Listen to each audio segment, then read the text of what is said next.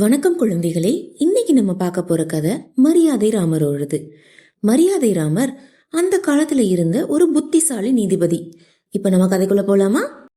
ஒரு ஊர்ல ஒரு வியாபாரி இருந்தாரு. அவர் கொஞ்சம் கொஞ்சமா வியாபாரத்துல பணம் சேர்த்து 50,000 பொற்காசுகள் சேர்த்துட்டாரு. அந்த சமயம் பார்த்து அவரோட உடல்நிலை பாதிக்கப்பட்டுருச்சு.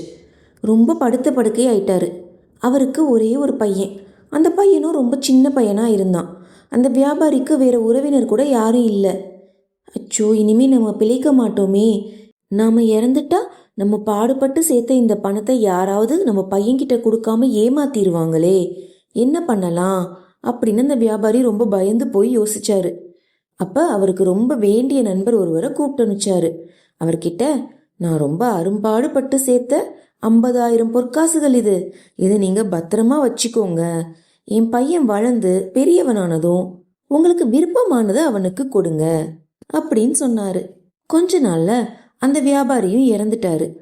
அவர் பையன் கொஞ்சம் வருஷம் கழிச்சு வளர்ந்து பெரிய பையன் ஆனான். அவன் அவங்க அப்பாவோட நண்பர்கிட்ட போய் அவங்க அப்பா கொடுத்து வச்ச 50,000 பொற்காசுகளை திரும்ப கொடுக்குமாறு கேட்டான். ஆனா அந்த வியாபாரியோட நண்பர் ரொம்ப மோசக்காரரா இருந்தாரு. உன்னோட தந்தை இருக்கும்போது எனக்கு விருப்பமான பணத்தை மட்டும்தான் உனக்கு கொடுக்க சொன்னாரு அப்படின்னு சொல்லிட்டு ஒரு 1000 பொற்காசுகளை மட்டும் வியாபாரியோட பையனுக்கு கொடுத்து, இந்தா, இதை வச்சு எங்கேயாவது போய் பிழைச்சிக்கோ, ஆனா ரொம்ப ஆசைப்பட்டு என்கிட்ட வராத, இவ்வளவுதான் என்னால கொடுக்க முடியும் அப்படின்னு சொல்லிட்டாரு. வியாபாரியோட மகனுக்கு இது ரொம்ப அதிர்ச்சியா இருந்தது.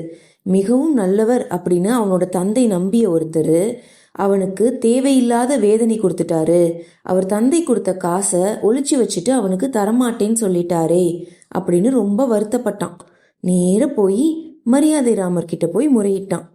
மரியாதை ராமர் வியாபாரியின் நண்பரை நீதிமன்றத்துக்கு வர சொன்னாரு. இந்த பையன் சொல்வது உண்மையா அப்படின்னு மரியாதை ராமன் அவர்கிட்ட கேட்டாரு.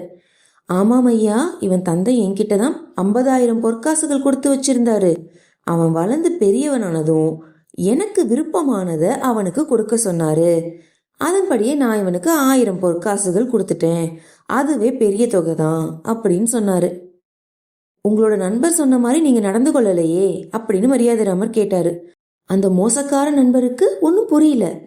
என்னது இது, நம்ம தான் கொடுத்துட்டோமே அப்படின்னு நினைச்சாரு. மரியாதை ராமரே சொன்னாரு, ஐயா, இவங்க அப்பா என்ன சொன்னாரு, அவர் ஒப்படைச்ச 50,000 பொற்காசுகள்ல உங்களுக்கு விருப்பமானதை கொடுக்க சொன்னாரு. நீங்க உங்களுக்கு விருப்பமா 49,000 பொற்காசுகள் வச்சிருந்தீங்க. அதனால அதைத்தான் அவர் பையன்கிட்ட கொடுக்கணும். மிச்சம் இருக்கிற 1000 பொற்காசுகளை நீங்க எடுத்துக்கலாம் அப்படின்னு ஒரு தீர்ப்பு வழங்கினாரு.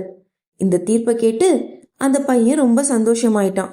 பேராசைக்காரன நண்பருக்கு அவரோட பேராசைக்கு இதுதான் தண்டனை அப்படின்னு தெரிஞ்சிருச்சு. 49,000 பொற்காசுகளை அவர் அந்த பையனுக்கு கொடுத்துட்டாரு. மரியாதை ராமனோட தீர்ப்பை கேட்டு அனைவரும் பாராட்டினாங்க. பாத்தீங்களா அவரோட புத்திசாலித்தனத்தை, எவ்வளவு அருமையா ஒரு பிரச்சனைக்கு முடிவு பண்ணிட்டாருன்னு. சரி, இப்ப நாம அடுத்த கதையில சந்திக்கலாம். இப்போதைக்கு டாடா.